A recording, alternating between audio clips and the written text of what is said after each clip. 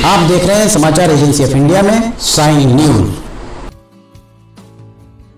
आप देख, सुन और पढ़ रहे हैं समाचार एजेंसी ऑफ इंडिया की साई न्यूज के धर्म प्रभाग में विभिन्न जानकारियों के संबंध में। हिंदू धर्म में पितर पक्ष का विशेष महत्व होता है। पितर पक्ष 18 सितंबर से 2 अक्टूबर 2024 तक रहेंगे। पितर पक्ष का पहला दिन, जिसे प्रतिपदा तिथि भी कहते हैं, बुधवार 18 सितंबर 2024 को है। इसे परवा या पड़वा श्राद्ध भी कहा जाता है। शास्त्रों के अनुसार श्राद्धों या तर्पण अनुष्ठान को संपन्न करने के लिए कुतुब, रोहिण आदि मुहूर्त शुभ माने गए हैं। कहा जाता है कि अपराह्न काल समाप्त होने तक श्राद्ध संबंधी अनुष्ठान संपन्न कर लेने चाहिए। श्राद्ध के अंत में तर्पण किया जाता है। जाने प्रतिपदा श्राद्ध का महत्व व दान, तर्पण व श्राद्ध के शुभ मुहूर्त।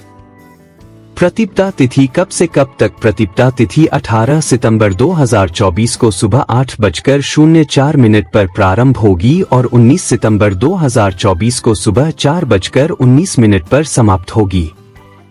पितर पक्ष में अगर आप भगवान विष्णु जी की आराधना करते हैं और अगर आप विष्णु जी के भक्त हैं तो कमेंट बॉक्स में जय विष्णु देवा लिखना न भूलिए।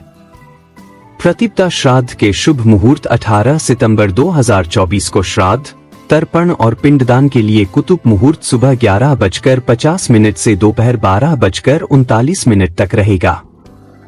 रोहिण मुहूर्त दोपहर 12:39 से दोपहर 1:27 तक रहेगी। अपराह्न काल दोपहर 1:27 तक दोपहर 3:54 तक रहेगा। अब प्रतिपदा श्राद्ध का महत्व जानते हैं।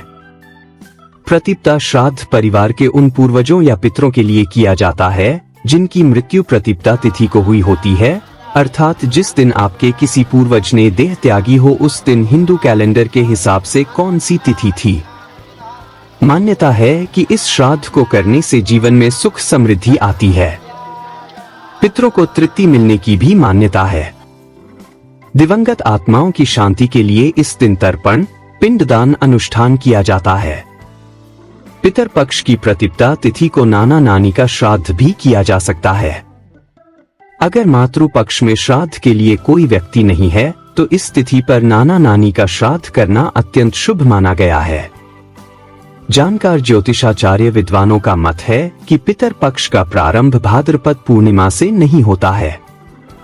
इस साल आश्विन कृष्ण प्रतिपदा तिथि 18 सितंबर को सुबह 8:41 बजे के बाद से शुरू हो रही है, तो पितर पक्ष भी कल से ही शुरू है। पितर पक्ष में किए जाने वाले तर्पण, पिंडदान, श्राद्ध आदि कर्म भी बुधवार से ही होंगे। हिंदू धर्म में पितर पक्ष का विशेष महत्व होता है। पितर पक्ष 18 सितंबर से 2 अक्टूबर 2024 तक रहेंगे। पितर पक्ष का पहला दिन या प्रतिपदा तिथि 18 सितंबर 2024 बुधवार को है। इसे पड़वा श्राद्ध भी कहा जाता है। शास्त्रों के अनुसार श्राद्धों या तर्पण अनुष्ठान को संपन्न करने के लिए कुतुब, रोहिण आदि मुहूर्त शुभ माने गए हैं। कहा जाता है कि अपराह्न काल समाप्त होने तक श्राद्ध संबंधी अनुष्ठान संपन्न कर लेने चाहिए। श्राद्ध के अंत में तर्पण किया जाता है। विद्वान आचार्यों के अनुसार शास्त्रों में हर जगह यही देखने को मिलता है कि मातृ देवो भव, पितर देवो भव। अतः माता पिता के समान कोई देवता नहीं है। उनकी संतृप्ति और आशीर्वाद हमें जीवन में हर प्रकार का सुख देता है। अतः इस भ्रांति को मन मस्तिष्क में न पालकर इस पितर पर्व को हर्षोल्लास पूर्वक मनाना चाहिए। जिनके पिता के मृत्यु की तिथि ज्ञात न हो, उनको श्राद्ध पितर विसर्जन को करना चाहिए।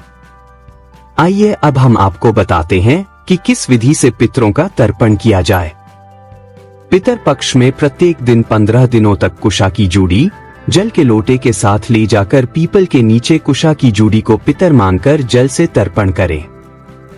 तर्पण के बाद घर आकर प्रतिदिन ही भोजन के समय एक रोटी गाय को, एक रोटी कुत्ते को और एक रोटी काऊ को जरूर खिलाएं।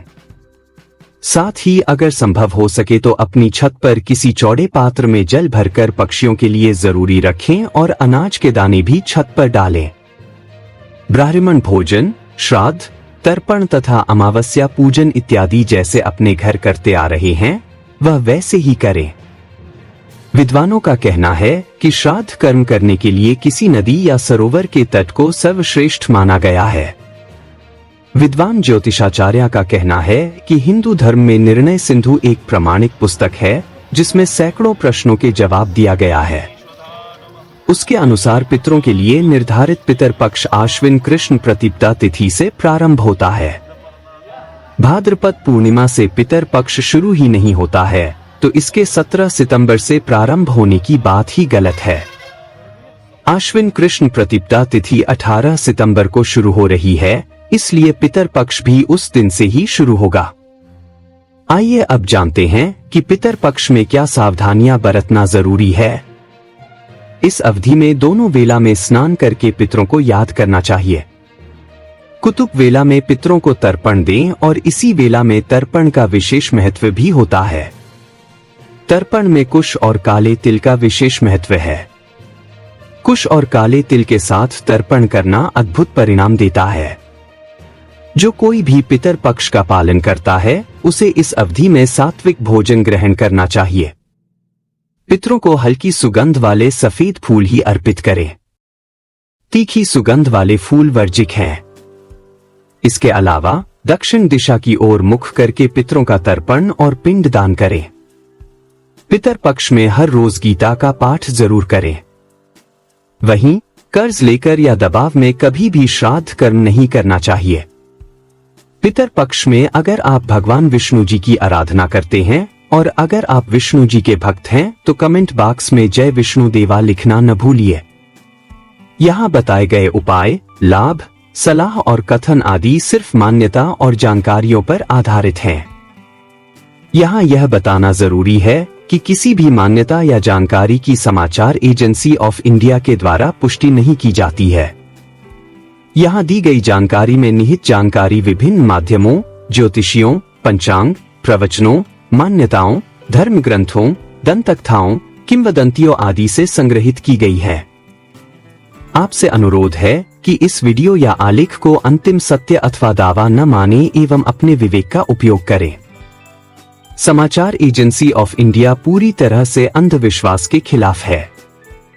किसी भी जानकारी या मान्यता को अमल में लाने से पहले संबंधित विशेषज्ञ से सलाह लें।